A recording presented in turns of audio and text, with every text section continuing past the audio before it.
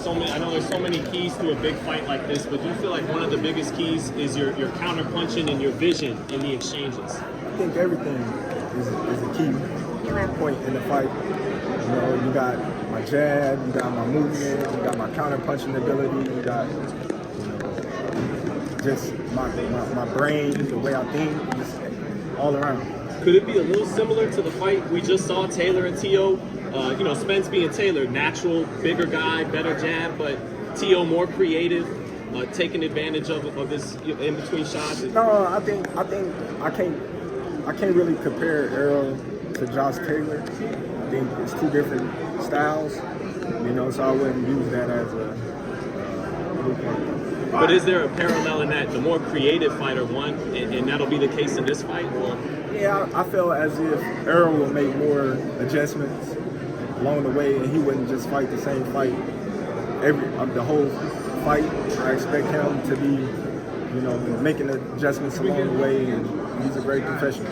I remember you said, because he was saying you're light in the ass, and then you told him, no, you're fat, you know, a couple years ago. Does he look a little heavy 6-7 weeks out? Did he look heavy a couple weeks ago? Look, all that matters is he weighed in at 147 come Friday, and that's all that matters. We're going to be the same weight come weigh-ins. So what he weighed now, what he weighed then, it really doesn't matter. Hey, bud, Marcus with Fight Hub. What's your mentality for going into this fight? You've waited so long, so much has been said. Now you're heading into the kill zone. What's your mentality? I'm just excited. I'm excited. I'm ready to get back to camp and get back to work. We've been having a great start to camp. Come July 29th, everything will show. We saw the big send-off with you in Omaha. Emotionally, what did that do for you? Well, emotionally, that just showed me what I already knew, that my city and my people, they behind me and they support me. That's all that showed me, and I want to give them a little gift of being able to send me off and wish me well. What were you saying to him up there, Terrence? What were you saying to Errol when you first? No, it was just letting each other know that it's time. We're here now, and there's no more talk. There's no more wrong side of the street. There's no nothing. You know, we're both here. We're both acknowledging that, you know, this is that moment. How do you feel at this point in time as far as respect? You know, you pretty much said you did it easy. You made the fights look easy in the welterweight division. How do you feel about this particular fight finally happening and they will give you your respect? I feel as if, you know, after this fight, everybody that had something negative to say about Terrence Crawford, you know, they will eat their words and they will give me the respect that I rightfully deserve. And so be it. If they don't, then, you know, that's something they will have to deal with. Terrence, you've always been known to be a quiet, humble guy, kind of to yourself.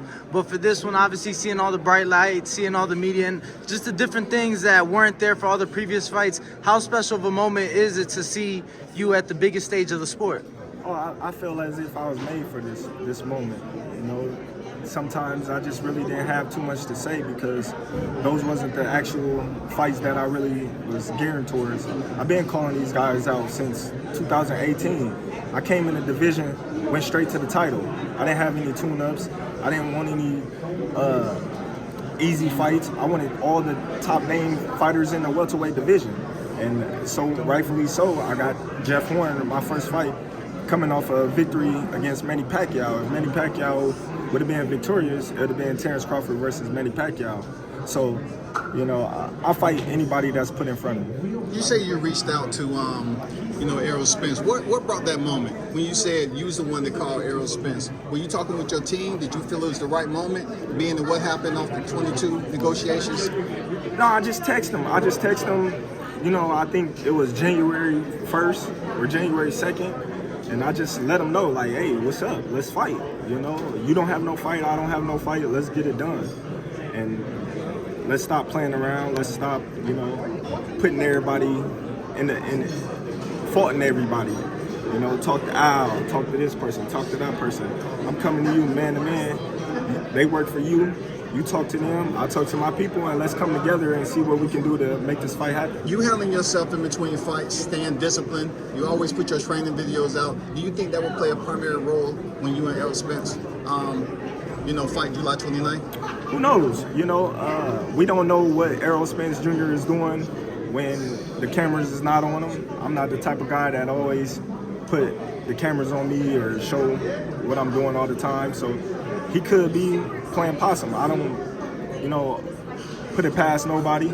I don't get overconfident or anything. I just make sure that I'm doing the things that I need to do to better Terrence Crawford. It's been YouTube family. Don't forget to hit that like button. Subscribe to the YouTube channel. Help us get to that 1 million subscribers. We're on the road to 1 million.